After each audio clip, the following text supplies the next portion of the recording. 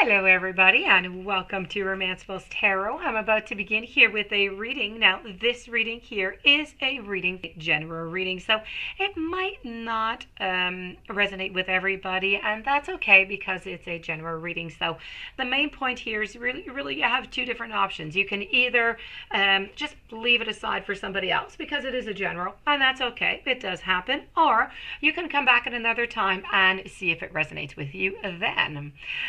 Also, if you do enjoy the channel and you have not yet subscribed to the channel, please do take a brief moment of your time to click the subscribe button to show your support to the channel and to myself, and it would be greatly appreciated. And I do thank you in advance.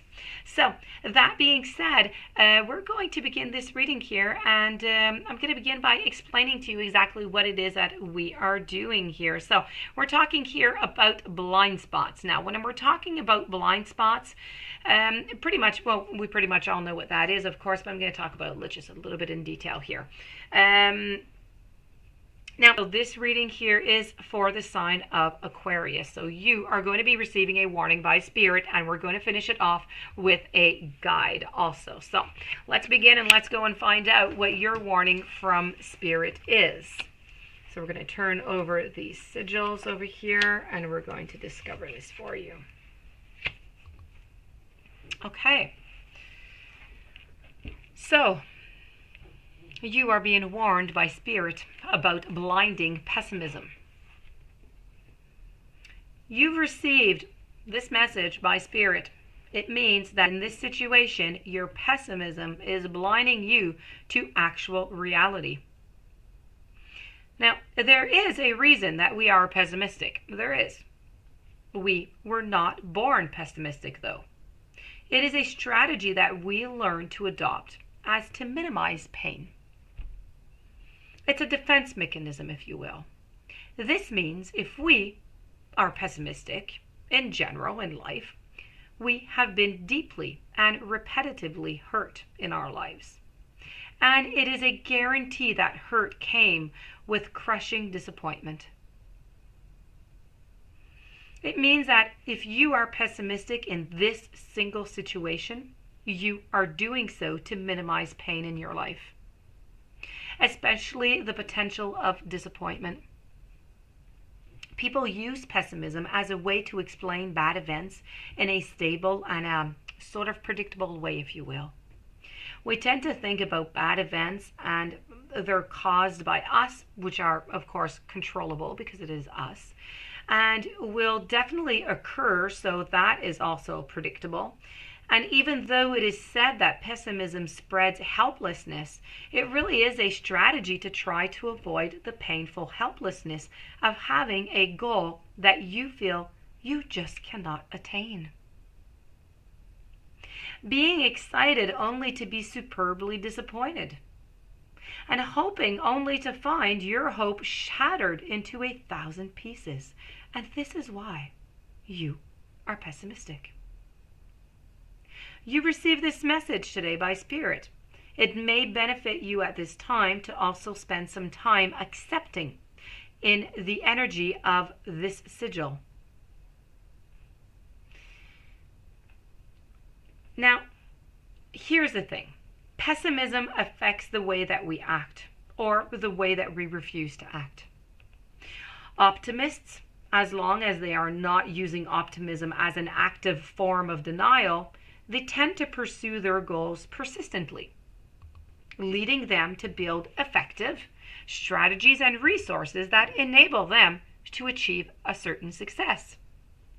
Optimists have a higher investment in their goals and much more perseverance with regard to attaining those goals. In other words, they are happy and they're healthy and successful. Not because of who they are, but because of the way that they see things. It causes them to act in ways that guarantee happiness, health, and success. So pessimism is really the opposite. Because of this, pessimism is associated with greater anxious and depressive symptoms, with resignation, with underachievement, and poor physical health. Pessimists, they often confuse themselves with realists. But if you are a pessimistic, you are not a realist. To see what is real, you have to see the reality is made of both negative and positive. And pessimist people are much better at seeing the negative in life, but they are blind to the positive. Optimists are better at seeing the positive in life, but if they are using optimism as an avoidance strategy, they are blind to the negative. And this means you do not currently have a grasp on reality.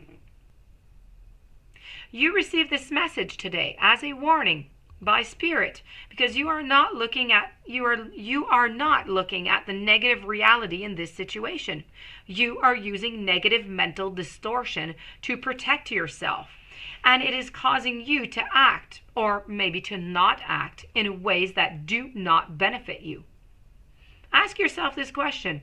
What would I do differently if this scenario, if I knew I had a very real reason to expect a positive outcome and to expect the best? What would you do? So this does conclude this portion of the reading by Spirit. Now we're going to move on over to your guide. Your guide is all about focus on the positive. Everything in life is energy. Life on earth is full of circumstances that we label as good or as bad. And when you choose to focus your awareness on any circumstance, you are sending energy to it that will make it stronger. So it only makes sense to give energy to the circumstance that you perceive as positive. If this message appears in your spread, you may have to take some steps to alter your thinking. You may be giving too much energy to situations that are troublesome. Some humans are programmed by nature or nurture to dwell on the negative instead of the positive. It may take some practice to alter your reactions, and every event and every person who comes into your life has a purpose. It's human nature to categorize everything as beneficial, detrimental, instead of just being a lesson. You can train yourself to look at life, events, and people objectively and become aware of the reason that they are on your path. What is the lesson? Well, after you come to an understanding of why this event or this person has come to you, you can decide the amount of energy that you would like to send its way. Irrelevant of how you handle the situation, learn to look at the lesson as being beneficial to your growth. If you've learned something from it, and hopefully you have, then that is focusing on the positive. So that, my dear friends, does conclude your reading with a Spirit and Guide, and they are on the exact same page today. So that being said, I do hope that you enjoyed the reading. I hope you're going to be able to apply it. I do wish you a fantastic day. If ever you would like to have a reading, you have some information you would like to have, romancefultarot@gmail.com. Please don't forget to subscribe to the channel.